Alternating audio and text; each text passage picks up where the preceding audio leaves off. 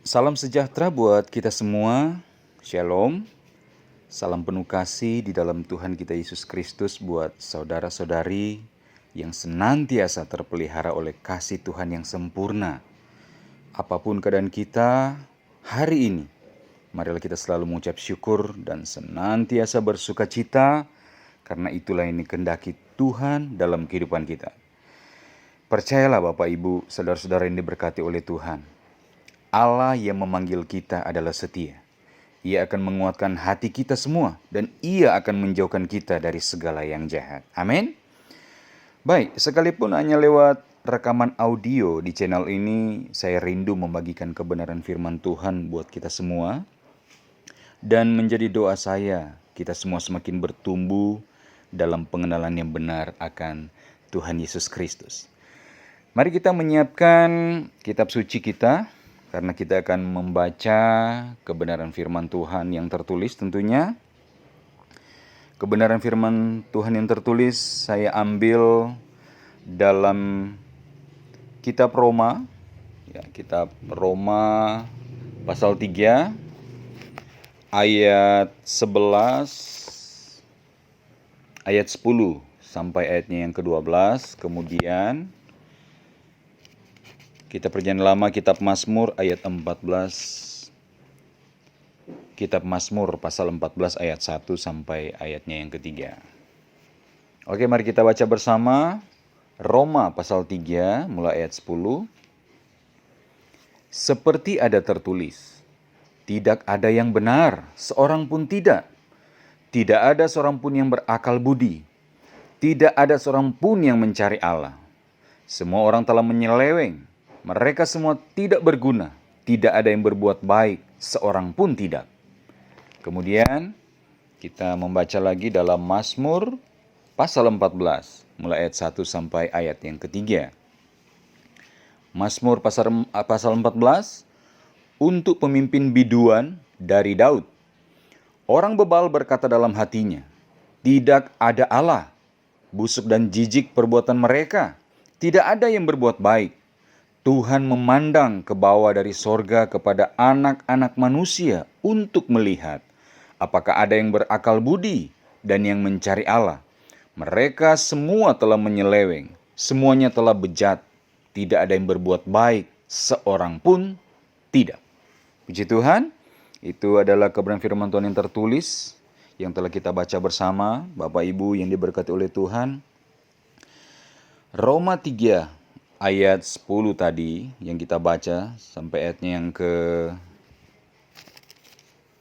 yang ke-12 ya.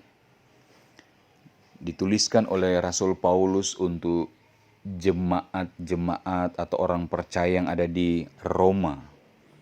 Dengan suatu interpretasi, Rasul Paulus mengutip dari Mazmur 14 ayat 1 sampai 3. Mengapa saya mengatakan sudah ada interpretasi dari Rasul Paulus? Karena tulisan Rasul Paulus pada Roma tidak sama persis dengan apa yang ada dalam Mazmur ya. Dan kesempatan hari ini, kebenaran firman Tuhan yang akan saya bagikan, izinkan saya memberi judul Mencari dan Menemukan Tuhan. Mencari dan menemukan Tuhan. Ya. Bapak Ibu ini berkati oleh Tuhan Yesus Kristus. Sejatinya kita manusia tidak dapat menemukan Tuhan. Ya. Yang ada justru Tuhan yang menemukan kita. Anda setuju dengan statement saya ini? Sejatinya kita manusia tidak dapat menemukan Tuhan. Yang ada justru Tuhan yang menemukan kita. Kondisi ini terjadi setelah manusia jatuh ke dalam dosa. Ya. Ketika manusia telah jatuh ke dalam dosa, dosa telah menjadi jurang pemisah hubungan antara Allah dengan manusia. Ketika manusia pertama jatuh dalam dosa, mereka malah bersembunyi, menjauh dari Tuhan. Tetapi Allah yang berinisiatif untuk bertemu dengan Adam dan Hawa. Ketika manusia pertama telah jatuh dalam dosa, mereka menggunakan dedaunan menjadi cawat untuk menutupi tubuh mereka. Mereka bersembunyi. Dan Allah datang, bukan Allah tidak tahu keberadaan atau di mana Adam dan Hawa, tetapi Allah datang untuk membangun suatu komunikasi. Karena sejak penciptaan, rencana awal Allah, rencana semula Allah menciptakan manusia, agar supaya manusia dapat bergaul karib, bergaul intim, ada relationship, ada hubungan dengan Allah sang pencipta itu sendiri. Allah datang dengan seruan, Adam, Adam, di manakah engkau? Ya, ini adalah suatu bukti nyata bahwa Tuhan ingin membangun hubungan sekalipun manusia telah jatuh dalam dosa. Itu adalah contoh jika kita menggali kebenaran firman Tuhan dalam kitab Kejadian, bagaimana Allah sendiri yang memulai inisiatif itu sendiri. Inisiatif dalam KBBI, Kamus Besar Bahasa Indonesia, itu diterjemahkan dari kata prakarsa, ya, suatu upaya atau suatu usaha mula-mula yang dikerjakan oleh seseorang. Jadi inisiatif boleh dikatakan bagaimana seseorang mendahului untuk menyatakan suatu kepedulian, menyatakan suatu perasaan, ya, dalam rangka untuk suatu hubungan yang ingin dimulai ataupun dipertahankan. Oke? Nah, contoh yang paling pertama dalam kitab suci bagaimana Allah berinisiatif adalah ketika Allah datang mencari Adam dan Hawa ketika mereka telah jatuh dalam dosa. Contoh yang selanjutnya saya ingin menunjukkan tentang bagaimana sesungguhnya Allah sendiri yang memulai inisiatif untuk menemukan manusia. Setelah kita telah belajar sedikit tentang Adam dan Hawa dan inisiatif Allah pada waktu itu, mari kita melihat pada kebenaran firman Tuhan selanjutnya. Alkitab mengajarkan ketika di zaman Nuh, semua manusia yang mana kecenderungan hatinya semata-mata hanya berbuahkan kejahatan. Allah sendiri yang berinisiatif dengan memilih Nuh dari angkatan itu dan beroleh kasih karunia. Nuh adalah yang terbaik di antara yang jahat pada waktu itu. Ya. Dan lewat Nuh, Allah berinisiatif untuk menyelamatkan manusia pada waktu itu. Dengan Allah memberikan Nuh ketetapan untuk membangun bahtera. Itu adalah inisiatif Allah karena manusia pada waktu itu sudah semakin bobrok. Tidak ada yang berusaha untuk mencari Tuhan. Selanjutnya dalam kisah Abraham pun jika kita pelajari. Bukan karena Abraham yang mencari Tuhan. Bahkan Abraham dalam kesibukannya di Ur Kasdim, ya, atau Mesopotamia. Mungkin sekarang itu adalah Irak, ya, di Timur Tengah sana. Abraham tidak mencari Tuhan. Tetapi Tuhan yang berinisiatif untuk memanggil Abraham keluar dari Ur Kasdim. Di mana Ur Kasdim ini adalah suatu tempat yang penuh dengan penyembah berhala. Karena lewat Abraham, Tuhan hendak menepati janjinya akan ada juru selamat kelak. Lewat Abraham akan lahir sebuah bangsa, yaitu bangsa Israel, yang kita tahu sendiri dari Abraham melahirkan Ishak, dari Ishak melahirkan Yakub dan Esau, ya. Nah, ketika bangsa Israel diperbudak di Mesir ratusan tahun lamanya, kurang lebih 400 tahun, Tuhan pun menunjukkan bahwa Dia adalah Allah yang berinisiatif. Tuhan yang berinisiatif lewat Musa untuk membawa bangsa ini keluar dari Mesir. Ya, Tuhan sendiri yang mencari Musa, ya. Saya mengatakan mencari Musa. Kenapa? Sejak Musa dalam dia usaha untuk membela ketika ada pertikaian antara mandor Mesir dengan orang Israel, Musa sempat membunuh. Singkat cerita, karena sudah ada yang melihat, ada saksi kejadian itu, Musa lari. Musa lari dalam kesibukannya di satu tempat. Dalam dia mengembalakan domba, ya. Domba pada waktu itu. Bagaimana Tuhan berinisiatif menyatakan diri kepada Musa lewat mujizat satu pohon atau semak belukar yang tidak terbakar, ya. Dalam semak belukar, api kelihatan oleh Musa dari jauh dan Musa datang mendekat. Ini suatu bukti bahwa bukan Musa yang mencari Tuhan, tapi Tuhan yang mencari Musa. Karena Allah ingin mengenapi janjinya tentang juru selamat yang akan datang. Nah, demikian kalau kita membaca kitab suci bagaimana Allah berinisiatif begitu bertebaran dalam Alkitab kita. Singkat cerita, mari kita baca kebenaran firman Tuhan yang disampaikan Yesus sendiri dalam Lukas 13 ayat 34. Lukas 13 ayat 34. Yesus berkata begini, Yerusalem, Yerusalem, engkau yang membunuh nabi-nabi dan melempari dengan batu orang-orang yang diutus kepadamu.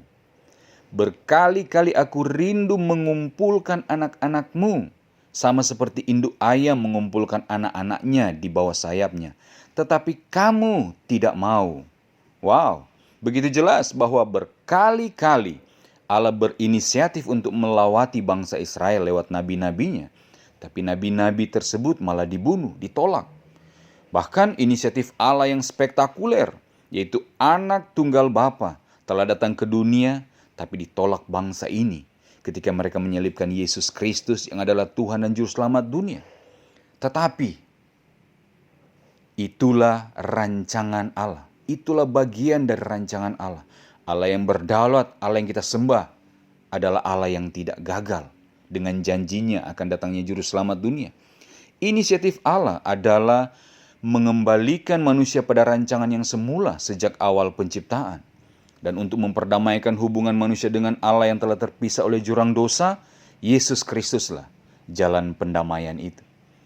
Penolakan Israel telah menjadi kesempatan keselamatan bagi bangsa-bangsa di luar Israel, termasuk kita bangsa Indonesia di dalamnya.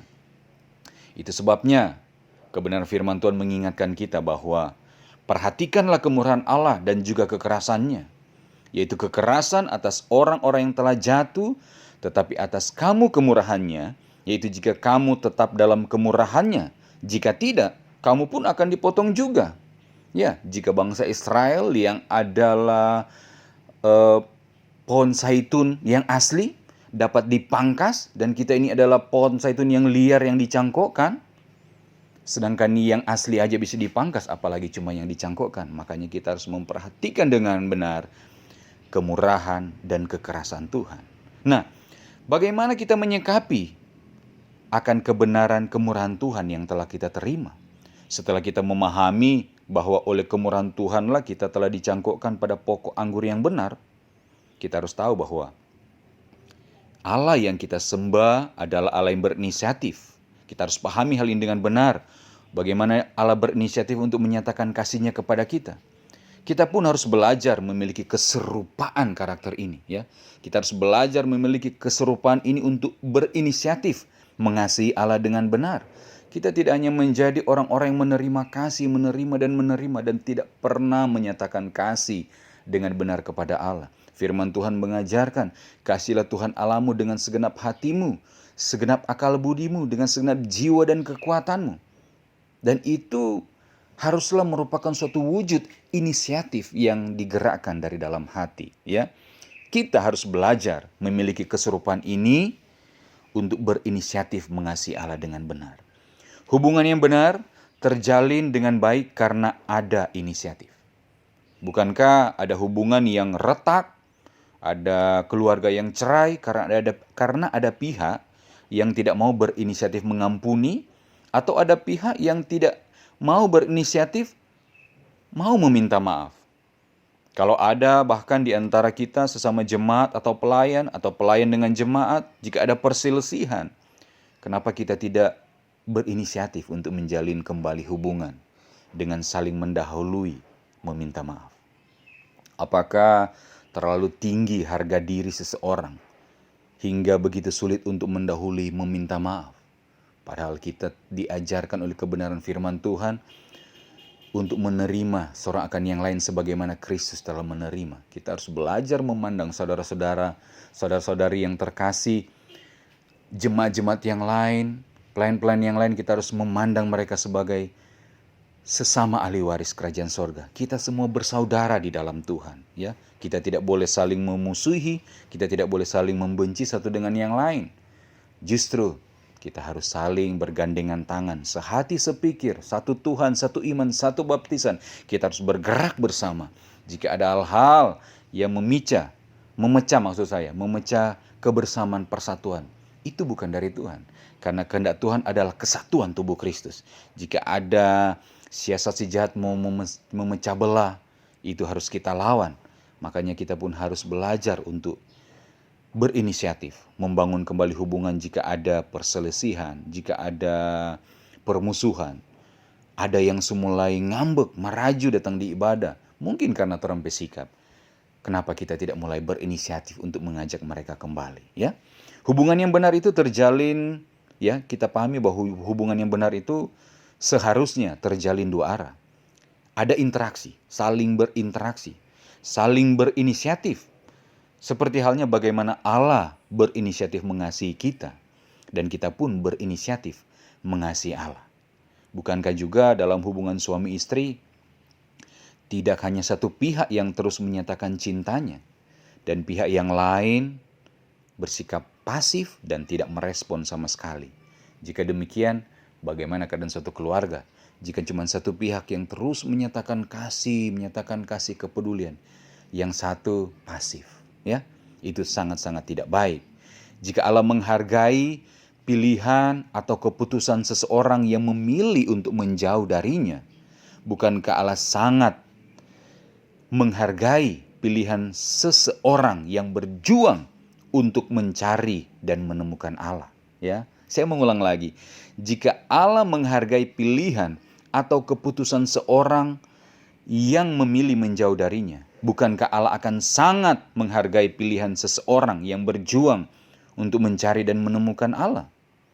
Bukan kamu yang memilih aku, tetapi aku yang memilih kamu. Demikian firman Tuhan yang sudah kita tahu.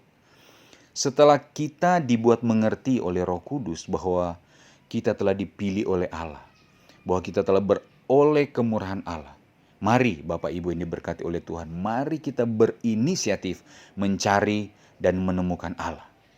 Allah ada di dalam hati kita. Tetapi bagaimana Anda mengalami Allah secara pribadi dan bukan hanya mengerti teori bahwa Allah ada di dalam kehidupan Anda dan saya. Anda harus mencari dan menemukan Allah di dalam pengenalan yang benar. Mari kita melihat dengan pengertian yang lebih lagi. Kita maju lebih lagi dalam pengenalan yang benar. Atas apa yang sementara terjadi di muka bumi ini, kita hubungkan dengan pengajaran kali ini. Bahwa sebenarnya ketika kita masih diizinkan untuk belum beribadah bersama di pusat perakitan, di tempat ibadah, sebenarnya ini adalah kesempatan dalam masa kemurahan Tuhan untuk Anda menemukan Tuhan lebih lagi. Ini adalah masa pendewasaan kita semua. Untuk kita tidak bergantung kepada manusia, kita tidak bergantung pada hamba Tuhan, tapi kita bergantung sepenuhnya kepada Tuhan. Bukan berarti bahwa Anda belum berada di dalam Tuhan sehingga kita harus mencari dan menemukan Tuhan lagi. Tapi bagaimana Anda berinisiatif untuk semakin intim mengenal Dia. Ketika Anda mencari Tuhan, Tuhan akan merespon dengan kasih-Nya. Karena sejak awal Tuhan sendiri yang telah mencari dan menemukan kita lewat kematian dan kebangkitan Kristus. Kita dipanggil oleh Injil. Sebelumnya, sebelum datang juru selamat, segala inisiatif, segala usaha kita tidak diperhitungkan oleh Tuhan. Segala kebaikan yang kita perbuat untuk menemukan Allah, itu seperti kain kotor. Firman Tuhan mengajarkan seperti itu. Tapi setelah Allah yang telah menemukan kita, giliran kita sekarang mencari Allah, ya. Dalam Yeremia 29 ayat 12 sampai 14a, saya membacanya. Yeremia 29 ayat 12 sampai 14a. Firman Tuhan berbunyi, "Dan apabila kamu berseru dan datang untuk berdoa kepadaku, maka aku akan mendengarkan kamu. Apabila kamu mencari aku, kamu akan menemukan aku. Apabila kamu menantikan aku dengan segenap, apabila kamu menanyakan aku dengan segenap hati, aku akan memberi kamu menemukan aku. Demikianlah firman Tuhan, dan aku akan memulihkan keadaanmu." Bahkan Alkitab juga dengan tegas mengajarkan kita semua bagaimana berinisiatif, bagaimana kita berespon.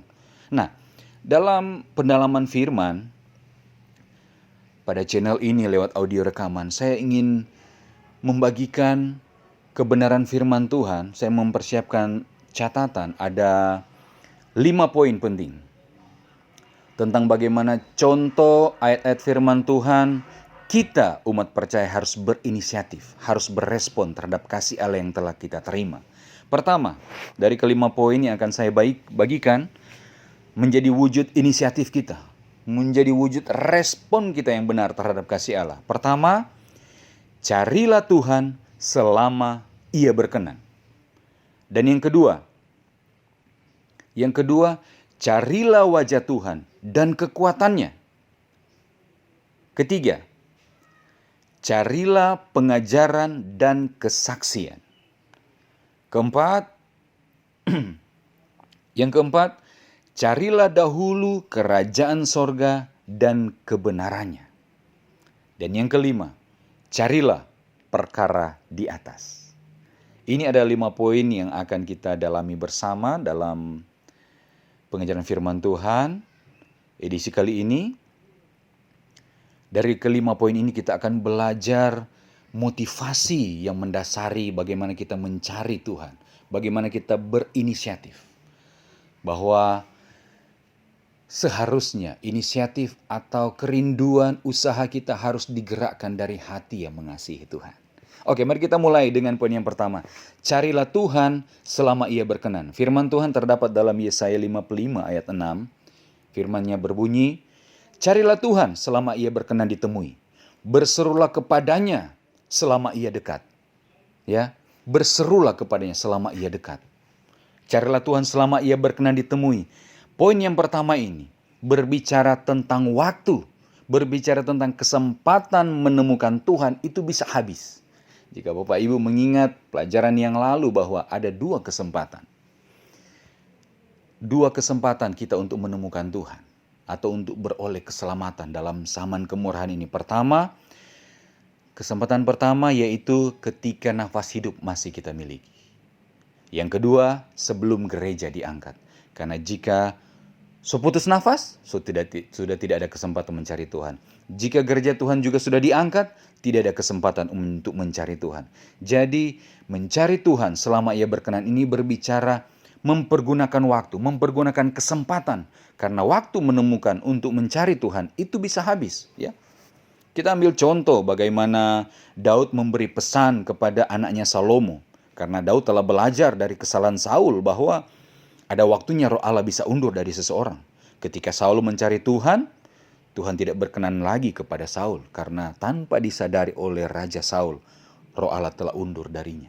Sehingga Saul justru mencari bukan Tuhan. Dia mencari kepada peramal-peramal, ya, kalau kita belajar pada kitab Perjanjian Lama.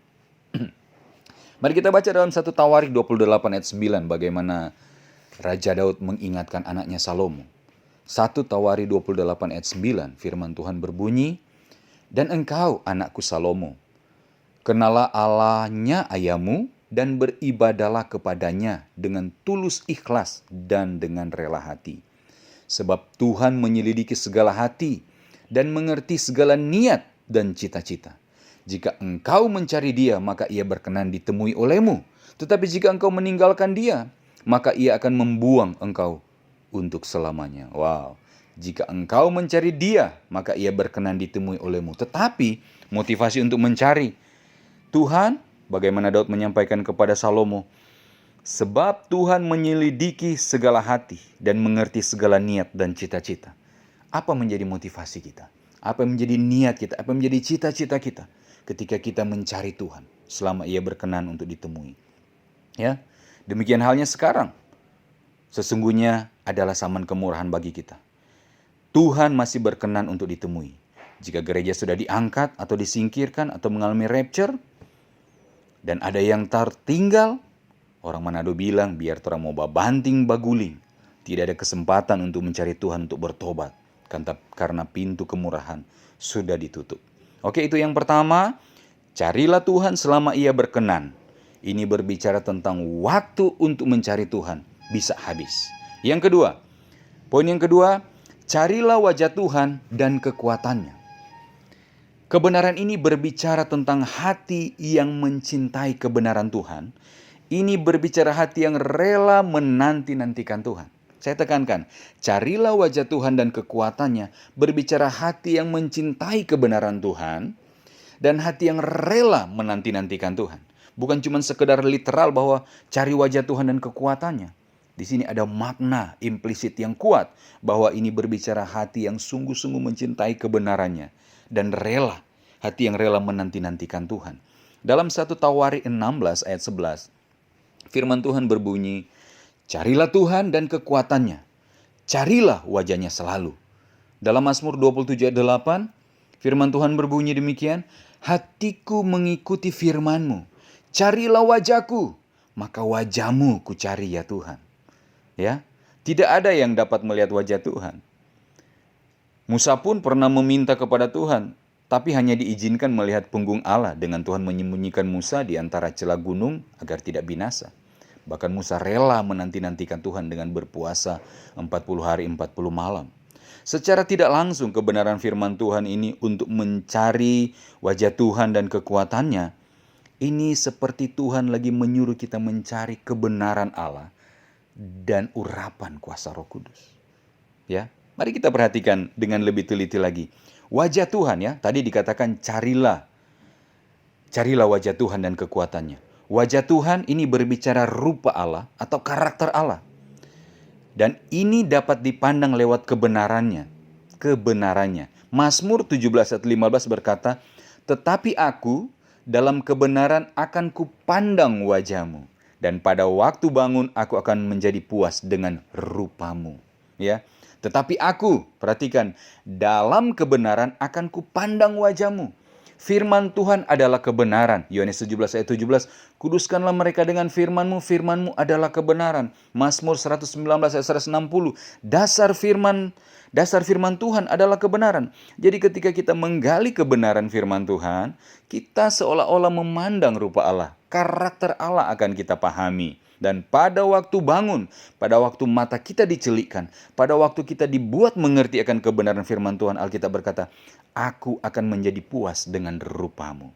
Yang kedua ya, dari poin carilah wajah Tuhan dan kekuatannya, kalau wajah Tuhan itu berbicara kebenaran Allah. Karena lewat kebenaran Allah kita memahami rupa dan karakter Allah. Kekuatannya itu, ya, carilah wajah Tuhan dan kekuatannya. Kekuatan ini berbicara pribadi Roh Kudus yang memperlengkapi kita dengan pengurapannya. Kekuatan diperoleh dengan kita menanti-nantikan Tuhan dalam hadiratnya. Ingat, Yesaya 40 ayat 31, dan orang-orang yang menanti-nantikan Tuhan mendapat kekuatan yang baru. Jadi ketika dikatakan pada poin yang kedua ini, dari 5 poin yang akan kita bahas, carilah wajah Tuhan dan kekuatannya, berbicara hati yang mencintai, yang menggali kebenaran firman Tuhan, dan hati yang rela menanti-nantikan Tuhan. Yang ketiga, carilah pengajaran dan kesaksian. Nah, ini carilah pengajaran kesaksian ini berbicara tentang hati seorang murid. Carilah pengajaran kesaksian berbicara hati seorang murid yang mau diajarkan, yang mau dimuridkan. Yesus memberikan amanat agung, pergilah jadikan semua bangsa muridku. Kita jangan hanya berhenti menjadi believers, jangan hanya berhenti menjadi orang yang percaya, tapi kita harus mau dimuridkan. Dalam Yesaya 8 ayat 20, carilah pengajaran dan kesaksian. Siapa yang tidak berbicara sesuai dengan perkataan itu, maka baginya tidak terbit fajar. Perhatikan, baginya tidak terbit fajar. Kebenaran orang benar dia harus bertambah terang bahkan sampai rembang tengah hari. Nah, kalau pada ayat Yesaya 8:20 dikatakan baginya tidak terbit fajar, berarti di sini sangat-sangat penting pemuritan. Yesaya 8:20, saya baca kembali bagian A-nya, carilah pengajaran dan kesaksian. Mari kita perhatikan bahwa ketika ada seorang hamba Tuhan, ketika menyampaikan pengajaran, sering kali ketika kita mendengar akan pengajaran firman Tuhan tersebut, yang menyampaikan pengajaran sering menyertakan kesaksian, menyertai pengajarannya dengan kesaksian-kesaksian hidup. Betul ya? Pengajaran itu berisi kebenaran firman yang diajarkan. Dan kesaksian berisi kebenaran yang dihidupi atau dialami. Rasul-rasul pada pelayanannya gereja mula-mula, mereka menyaksikan akan kebenaran firman, di mana Yesus adalah firman yang hidup yang telah menjadi manusia. Mereka mensaksikan apa yang mereka alami dan mereka lihat. Makanya penting juga kita untuk mengalami Allah secara pribadi. Di mana kita beroleh pengajaran atau di mana kita akan mendapatkan pengajaran. Bapak Ibu mungkin masih mengingat ada 2 pola pemuritan yang kita pahami. Pertama, lewat hamba-hamba Tuhan atau lewat jawatan, dan kedua, pemuritan secara personal. Nah, saya tidak akan membahas ini lebih panjang mengingat waktu. Kita langsung ke poin yang keempat ya. Poin yang keempat, carilah dahulu kerajaan sorga dan kebenarannya. Nah, poin ini berbicara tentang prioritas hidup. Hati kita harus tahu dengan benar apa yang harus diprioritaskan. Apa yang Anda harus utamakan. Matius 6 ayat 33, Tetapi carilah dahulu kerajaan Allah dan kebenarannya, maka semuanya itu akan ditambahkan kepadamu. Apa yang Anda utamakan dalam hidup Anda? Apakah kerajaan Allah dan agenda-agenda kerajaan Allah? Atau Anda lebih mengutamakan mencari hal-hal yang juga dicari oleh orang-orang yang tidak mengenal Allah? Jika Anda mengutamakan kepentingan kerajaan Allah dan kebenarannya, percayalah, yang lain akan ditambahkan. Amin. Kita tidak perlu khawatir dengan apapun juga. Bukankah ayat ini, Matius 6 ayat 33, diambil dari perikop Perjanjian Baru ketika Yesus menyampaikan tentang hal kekhawatiran. Kita tidak perlu khawatir tentang apapun juga. Mari, apa yang menjadi prioritas hidup Anda? Ya, itu yang harus kita utamakan. Kita harus mengutamakan kebenaran Allah. Kita harus mengutamakan agenda kerajaan Allah. Dan yang lain akan ditambahkan. Jadi poin yang keempat, carilah dahulu kerajaan sorga dan kebenarannya. Ini berbicara prioritas hidup. Dan ini saya ingin katakan, sangat-sangat membutuhkan inisiatif yang benar-benar timbul dari hati yang mengasihi Tuhan. Untuk mencari dahulu kerajaan Allah dan kebenarannya. Jika tidak digerakkan dengan inisiatif hati yang benar untuk mencari dahulu kerajaan sorga dan kebenarannya, banyak orang tidak menemukannya. Ya, karena mereka hanya menganggap hal itu sebagai gampangan. Poin yang kelima, carilah perkara di atas. Dalam Kolose 3 ayat 1, firman Tuhan berbunyi, karena itu, kalau kamu dibangkitkan bersama dengan Kristus, carilah perkara yang di atas, di mana Kristus ada, duduk di sebelah kanan Allah. Carilah perkara di atas, berbicara janji-janji kekal, upaya yang disediakan, berbicara mahkota, berbicara apa yang Allah sediakan bagi kita. Di mana hatimu berada, di mana hartamu berada, di situ hatimu berada. Mari kita mencari perkara yang di atas. Karena dikatakan carilah perkara yang di atas di mana Kristus ada duduk di sebelah kanan Allah. Ini identik dengan takhta ya, sorga. Jadi berbicara tentang bagian yang disediakan bagi kita atau janji-janji Allah yang akan kita terima. Karena di mana hartamu berada, di situ hatimu berada. Kita harus hidup untuk memberi buah. Jika semua yang Anda cari, yang kita telah pelajari di atas, ya, tapi tidak membuat Anda dan saya menghasilkan buah ya. Jika semua yang kita cari, yang kita telah pelajari poin 1, kedua, ketiga, keempat ya. Baik, carilah Tuhan selama ia berkenan untuk ditemui, carilah wajah Tuhan dan kekuatannya, carilah pengajaran kesaksian, carilah dahulu kerajaan sorga dan kebenarannya. Jika semua yang kita cari tersebut ternyata tidak membuat kita menghasilkan buah, saya ingin katakan bahwa maka percuma pencarian kita. Karena tujuan Allah memanggil Anda dan saya adalah untuk menghasilkan buah. Mari kita perhatikan ayat selanjutnya dari perikop Kolose 3 ayat 2 ini kita ambil. Kolose 3 ayat 4. Apabila Kristus yang adalah hidup kita menyatakan diri kelak, kamu pun akan menyatakan diri bersama dengan Dia dalam kemuliaan. Kita akan menyatakan diri bersama dengan Dia dalam kemuliaannya setelah kita menerima pemuliaan, juga setelah kita menerima pembagian upah dan mahkota yang disediakan. Jadi, untuk mendapatkan perkara-perkara yang di atas atau untuk mencari perkara yang di atas, untuk mencari mahkota upah janji yang disediakan, kita harus berbuah. Semua inisiatif yang kita telah kerahkan, semua inisiatif kita yang merupakan respon kita terhadap kasih Allah yang telah kita terima, tujuannya agar supaya Anda dan saya, agar supaya Bapak, Ibu, Saudara-saudari berbuah-buah bagi kemuliaan Tuhan. Hal yang rindu saya tekankan dalam episode pendalaman Alkitab hari ini adalah dalam mencari dan menemukan Tuhan, haruslah dengan kesungguhan hati. Haruslah merupakan inisiatif yang digerakkan oleh hati yang mengasihi Allah. Mari Bapak Ibu yang diberkati oleh Tuhan, mari kita mencari dan menemukan Tuhan yang telah terlebih dahulu menemukan kita. Carilah Tuhan selama ia berkenan ditemui. Carilah wajahnya dan kekuatannya. Carilah pengajaran dan kesaksian. Carilah dahulu kerajaan Allah dan kebenarannya. Carilah perkara yang di atas dengan segenap hati, dengan segenap jiwa, dengan segenap kekuatan dan akal budi kita. Jangan kita hanya disibukkan mencari hal-hal yang tidak berguna seperti yang dicari oleh orang-orang yang mencintai dunia ini. Demikian kebenaran firman Tuhan kali ini. Semoga membangun iman percaya kita. ketika virus corona mengguncang dunia ini, ketika dunia sementara dilanda ketakutan, ketika orang-orang mulai gelisah, banyak mulai mempertanyakan kepastian keselamatannya, ini adalah kesempatan buat kita. Anggaplah kesabaran Tuhan bagi kita untuk berkeselamatan. Untuk Anda yang mungkin pada waktu-waktu yang lalu ketika ada ibadah tapi tidak datang berkumpul, ini kesempatan kita mencari Tuhan. Ini kesempatan kita berbalik, bertobat, mencari Tuhan dengan sungguh-sungguh. Kita berinisiatif setelah Allah telah berinisiatif memanggil dan menyelamatkan Anda dan saya lewat kebenaran Injil, di mana Yesus Kristus adalah Tuhan dan Juru Selamat. Doa saya, kita memiliki inisiatif yang benar untuk mengasihi Allah. Doa saya, kita memiliki inisiatif yang benar untuk mengasihi saudara-saudara yang seiman. Doa saya, kita berinisiatif untuk mengasihi orang-orang serumah. Ketika kita kesempatan ini tinggal di rumah, tidak kemana-mana, untuk menerapkan social distancing, untuk menghargai apa yang sementara digalakkan oleh pemerintah dalam usaha memutus mata rantai COVID-19 ini. Kesempatan kita berinisiatif untuk menyatakan kasih kepada suami, kepada anak-anak, atau anak-anak kepada orang tua. Tuhan memberkati kita semua. Segala puji dan hormat kemuliaan hanya bagi Tuhan. Amin.